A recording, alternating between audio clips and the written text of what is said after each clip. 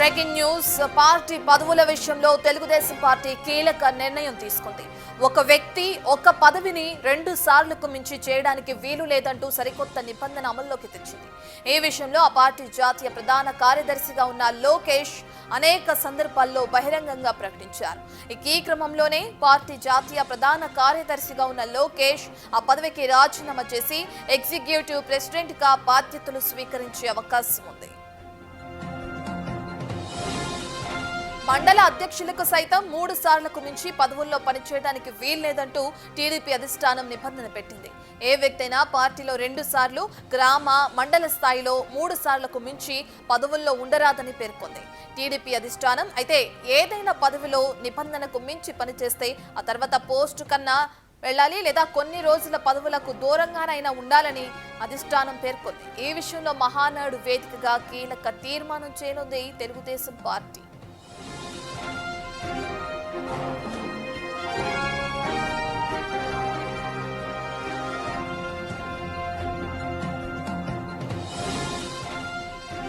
Telugu Desam party అధిష్టానం తీసుకున్న నిర్ణయానికి సంబంధించిన పూర్తి డీటెయిల్స్ అందించడానికి మా ప్రతినిధి శివ లైవ్ లో జాయిన్ అవుతున్నారు.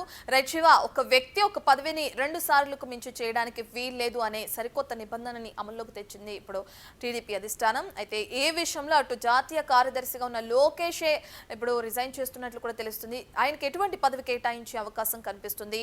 ఎగ్జిక్యూటివ్ ప్రెసిడెంట్ అంటున్నారు, ఆ బాధ్యతలు ఆయన స్వీకరించే అవకాశం ఉందా లేదా? నేను మహానాడులో తీసుకున్న నిర్ణయాలు ఏ విధంగా ఉన్నాయి, డీటెయిల్స్ ఏంటి? రత్న, మొత్తం మీద చూసుకుంటే తెలుగుదేశం పార్టీ ప్రక్షాళన దిశగా కూడా కార్యాచరణ రూపొందిస్తున్నారు. పార్టీ ప్రక్షాళన చేయాలి, కార్యకర్తలకి, నేతలకి, ప్రజలకి అందుబాటులో పార్టీ ఉండాలి. తెలుగుదేశం పార్టీ అంటే మన పార్టీ అనే విధానంతో కొనసాగాలనేది టీడీపీ ఏజెండాగా కనిపిస్తోంది. కార్మిక, కర్షక, ప్రజలకి అండగా ఉండాలనేది టీడీపీ నేతల ఎన్టీ రామారావు ప్రవేశపెట్టిన ఈ పార్టీని అప్పటి నుంచి కూడా అదే స్థాయిలో కొనసాగుతోంది. ఇప్పుడు తెలుగుదేశం పార్టీలో సీనియర్ నేతలైతే ఎవరైతే ఉన్నారో కొన్ని దశాబ్దాలుగా అదే పదవిలో వారు నిరంతరం కొనసాగుతున్నారు. ప్రధాన కార్యదర్శిగా, జాతీయ ప్రధాన సెక్రటరీగా, పొలిట్ బ్యూరో సభ్యుడిగా, పార్టీ అధికార ప్రతినిధి, ఇట్లా కొన్ని దశాబ్దాలుగా వారే కొనసాగుతున్నారు. తద్వారా కింద ఉన్న అంటే యువతకు కానీ లేకపోతే ద్వితీయ శ్రేణి నాయకులకు కానీ ఆ కింద ఉన్న క్యాడర్కి కానీ పదవులు వచ్చే పరిస్థితి కనిపించట్లేదు. ఈ నేపథ్యంలో తెలుగుదేశం పార్టీకి సంబంధించి ఇటీవల తీసుకున్న పలు విప్లవాత్మక మార్పులకు సంబంధించి కూడా కీలకమైన మార్పులు చేయాలని చెప్పి పార్టీ అధిష్టానం నిర్ణయం తీసుకుంది.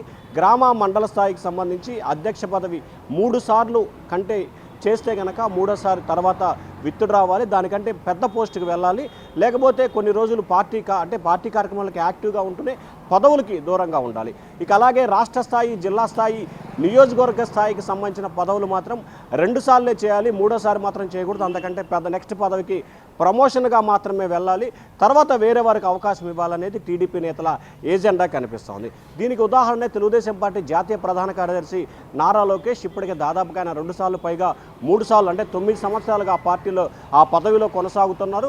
సో ఈ నేపథ్యంలో ఆయనకు సంబంధించి ఆ పదవికి రాజీనామా చేసి నెక్స్ట్ స్టేజ్కి వెళ్ళాలని చెప్పి కూడా టీడీపీ నేతలు ఆశిస్తున్నారు. దానికి అనుగుణంగానే త్వరలో మహానాడు వేదికగా ఎగ్జిక్యూటివ్ ప్రెసిడెంట్ పేరుతో ఒక సరికొత్త పదవిని ఆ పార్టీకి ప్రవేశపెట్టబోతుంది. దాన్ని నారా లోకేష్ బాధ్యతలు స్వీకరించబోతుంది. ఎందుకంటే జాతీయ ప్రధాన కార్యదర్శిగా గత 15 సంవత్సరాలుగా ఆయన నిరంతరం పార్టీకి, కార్యకర్తలకి, నేతలకు అందుబాటులో ఉంటూ సేవా కార్యక్రమాలు చేస్తున్నారు. అధికారంలోకి వచ్చిన తర్వాత మంత్రి అయినప్పటి నుంచి కూడా ఆయన కార్యకర్తలకి, నియోజకవర్గ ప్రజలకి అందుబాటులో ఉంటూ సోషల్ మీడియా వేదికగా ప్రతి సమస్యకి స్పందిస్తూ రిప్లై ఇస్తున్న పరిస్థితి కనిపిస్తుంది. సో ఈ నేపథ్యంలో రానున్న రోజుల్లో ఇంకా పార్టీలో యాక్టివ్ కావాలి, కొత్త వారికి అవకాశాలు రావాలి, కింద స్థాయి నుంచి పై స్థాయి వరకు ప్రతి ఒక్కరు కూడా పార్టీలో పదవులను అలరించాలనే ఉద్దేశంతో ప్రధాన కార్యదర్శి నిర్ణయం తీసుకున్నారు.